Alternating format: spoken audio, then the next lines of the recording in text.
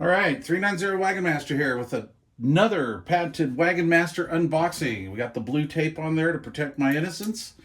And this comes from Florida.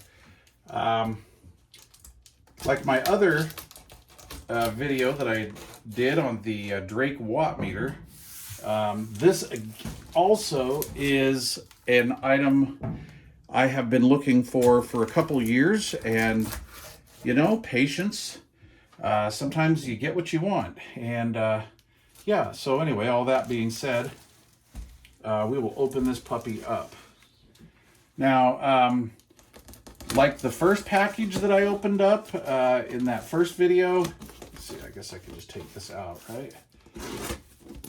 Guess I only temporarily protected my innocence here with the old blue tape. There we go. Nothing up my sleeve, presto. Okay, any love notes or anything? No. Okay.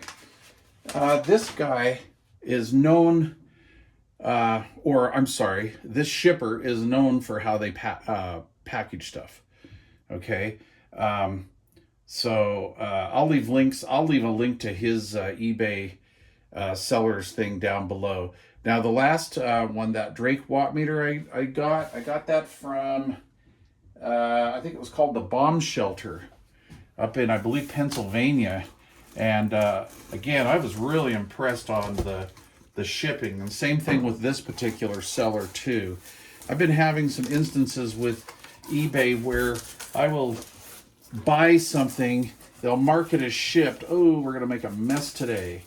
They will mark it as shipped and then not send the thing out for 7 or 8 days, right?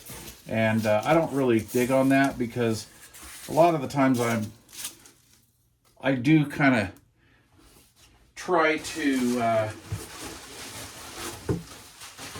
you know, I mean, I want it, you know, I want it now.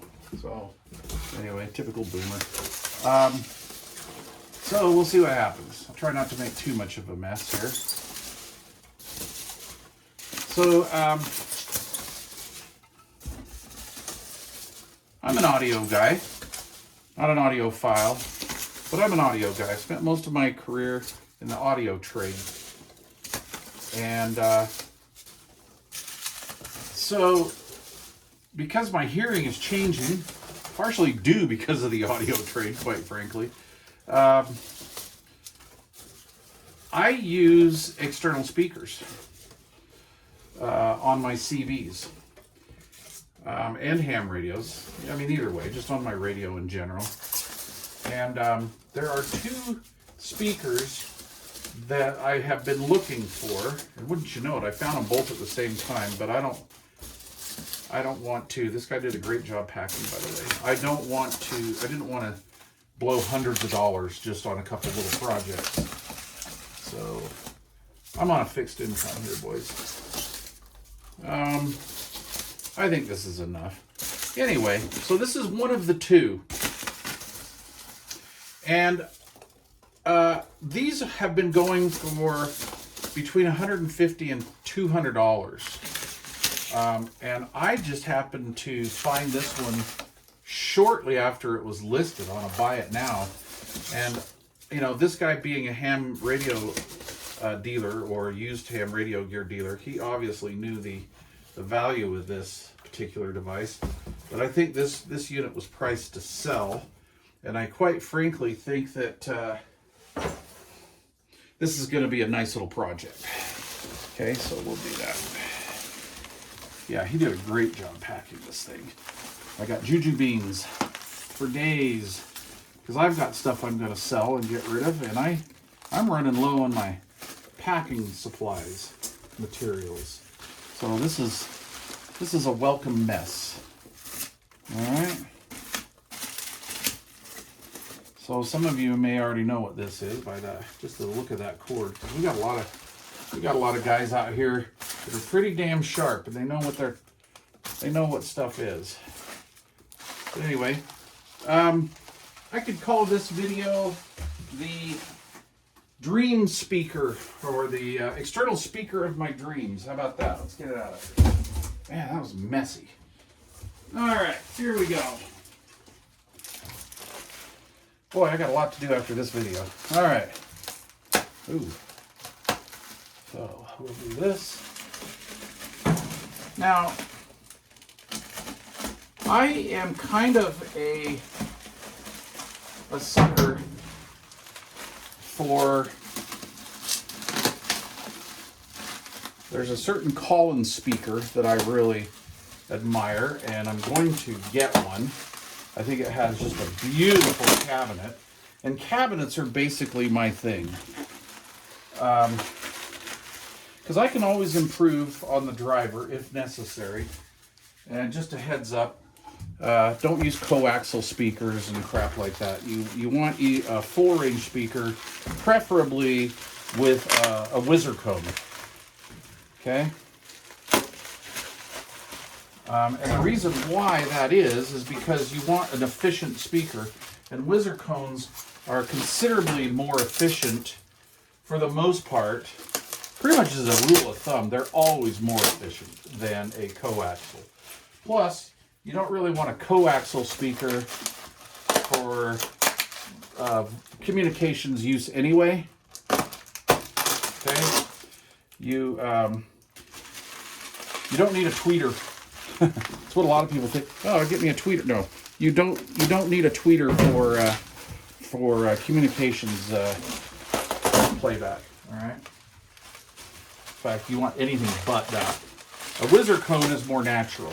Whizzer cone maybe not be right for a lot of people for music. More of a 4-rangey speaker, and you do get that 4-range sound. But anyway, that being said, here we go. This is the unit. Okay, so this goes with the Drake. Was it the TR4?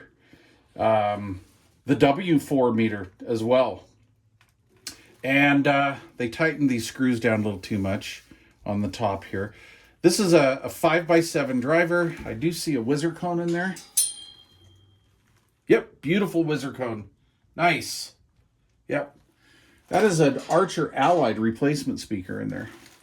So I'm going to have to do a little work on this. They tightened this up way too much, so it bent this grill.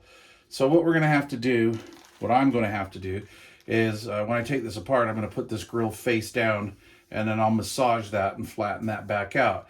Now this baffle here looks to be of a masonite material.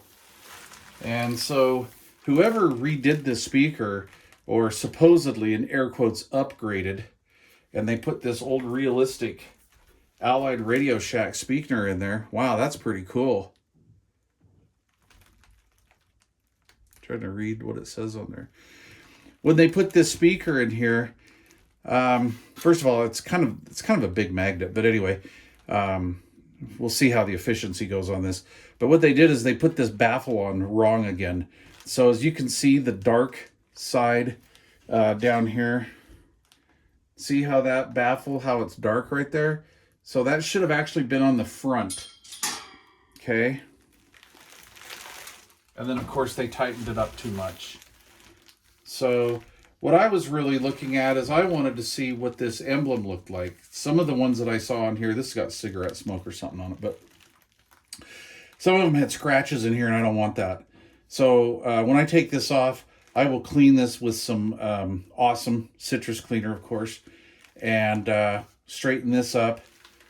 And it doesn't look to be scratched. So depending on how it works out after I straighten it up, if I scuff it, I'll refinish it. But anyway, as you can see, we're seeing the wrong side of the baffle. We don't want to see that side of the baffle. Isn't that a good looking speaker?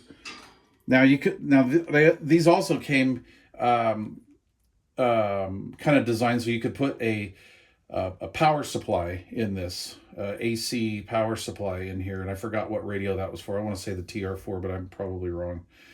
I'm more of a fan of Drake accessories, honestly, than the radios, just because I'm not really into tube gear. There's a little bit of rust here, some pitting. See if I can show that. Nope. There we go. There's some rust pitting. Somewhere I thought I saw a little dimple on the cabinet in one of the pictures. You know, it feels pretty good. Let's see what the side looks like. The side's okay. A little bit of surface rust that's starting out right here. Bottom piece looks good. That's what these holes are for right here. Apparently you can mount a power supply in here. You Drake guys will know. More than me, obviously. And I'm going to say, is there a scuff in here? Or a little... No, there are no divots in here. Okay. Well, I guess that was an optical illusion what I saw on the eBay thing. But I wasn't afraid to massage it anyway. I have no problem with that. I got the auto body hammers to do that with. So what I'm going to do is I'm going to pull this thing apart first and start working on this front grille. And then I'm going to dynamat this, because listen to this. That's actually fairly dampened. There it is. So what I'm going to do, this is an open baffle. So some of you might want to just seal up the back and seal up the bottom here, and you don't want to do that.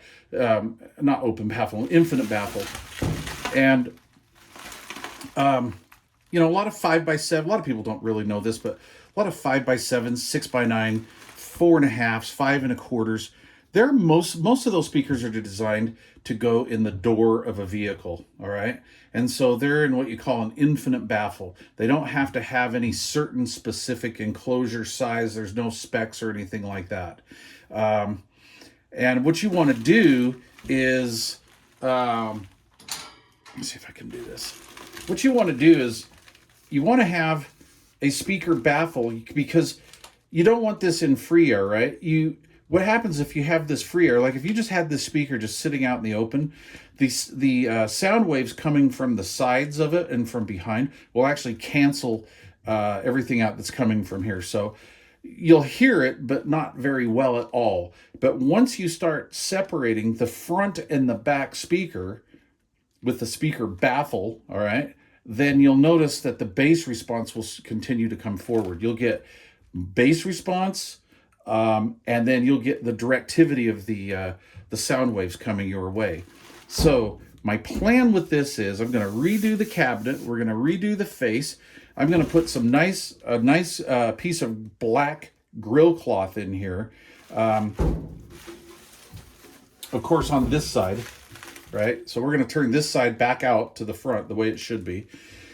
And then I'm going to line this with Dynamat.